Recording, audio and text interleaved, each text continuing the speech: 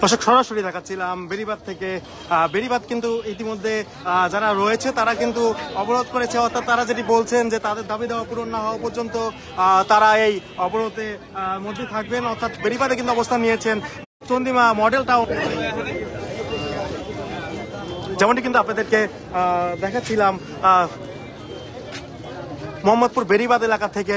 সেখানেই কিন্তু মূলত দখলে নিয়েছেন, অর্থাৎ চন্দিমা মডেল টাউন এলাকা যারা রয়েছেন তারা কিন্তু এই মুহূর্তে অবস্থান করছেন। আমরা যেমনটি কিন্তু আপনাদেরকে দেখাচ্ছিলাম যে তারা কিন্তু তাদের যে দাবি দেওয়াগুলো, অর্থাৎ রাজুকের বিরুদ্ধে তারা অবস্থান নিয়ে তারা আজকের এই যে বিক্ষোভ সেটি কিন্তু করছেন, যেমনটি কিন্তু আপনাদেরকে সরাসরি দেখাচ্ছিলাম।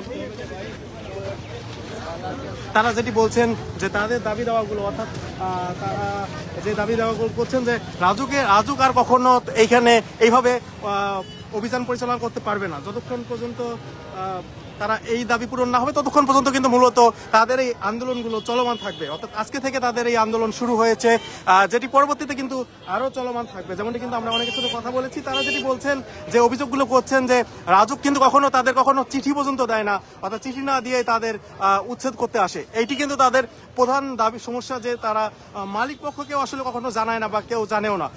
এটি কিন্তু অনেকেই অভিযোগ করে বলছেন। এই কারণে মূলত তাদের আজকের এই বিক্ষোভ, যেমনটি কিন্তু আপনাদেরকে সরাসরি দেখাচ্ছিলাম বেড়িবাঁধ, মোহাম্মদপুর বেড়িবাঁধ এলাকা থেকে। মোহাম্মদপুর বেড়িবাঁধে কিন্তু তারা এই মুহূর্তে অবস্থান নিয়েছেন এবং তারা যেটি বলছেন যে তাদের দাবি দেওয়াগুলো কিন্তু পূরণ করতে হবে, এবং তারা যেটি বলছেন যে রাজুকের যে অভিযান সেটি কিন্তু আর এইভাবে আসলে পরিচালনা করতে দেবে না তারা। যেমনটি কিন্তু আমরা অনেকের সাথে কথা বলেছি, অনেকে কিন্তু এই ধরনের একটি অভিযোগ করেছে যে তারা অবৈধভাবে আসলে তাদের যে অভিযান সেগুলো পরিচালনা করে, এমনকি মালিককে কখনো তারা জানায় না।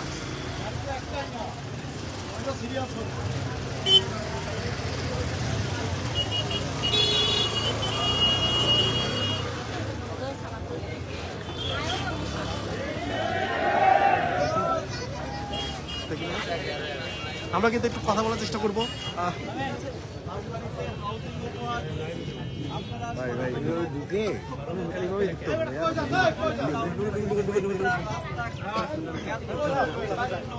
এত প্রশস্ত, এত ব্লকে ভাগ করা মসজিদ, মাদ্রাসা, স্কুল, কলেজ সমস্ত শৃঙ্খল এবং ডিসিপ্লিন মোতাবেক প্রতিষ্ঠিত, তারই আলোকে এরকম আরেকটি হাউজিং ঢাকার অন্য কোথাও আছে কিনা আমার মনে হয় না। আপনারা পর্যবেক্ষণ করলে বাস্তবতা উপলব্ধি করতে পারবেন। যেখানে 16 ফিট রাস্তা বের করা ঢাকা মহানগরের জন্য কঠিন, সেখানে চন্দ্রিমা মডেল টাউনের শাখা রোডগুলো পর্যন্ত 25 ফিট। আপনারা জানেন 2টি অ্যাভিনিউ 40 ফিট পর্যন্ত বড় প্রশস্ত করে দেওয়ার পরেও রাজুক আমাদের এই হাউজিং এ রাজুকের যে সেবা, বিদ্যুৎ,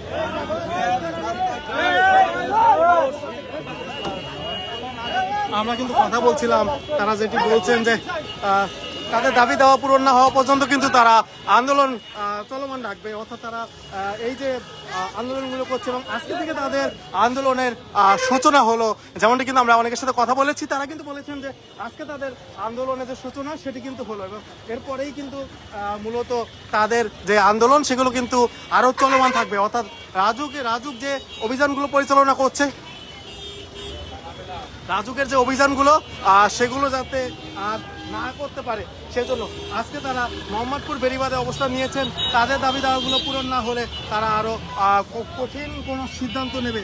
আমরা যেমনটি কিন্তু এখন পর্যন্ত কথা বলে জানতে পেরেছি যে তারা আরো কঠিন কোনো সিদ্ধান্ত যেতে পারে, যতক্ষণ পর্যন্ত তাদের সেই দাবি দাওয়াগুলো পূরণ না হয়। মোহাম্মদপুর বেড়িবাঁধ অবরোধ থেকে এই ছিল আমার কাছে সবশেষ।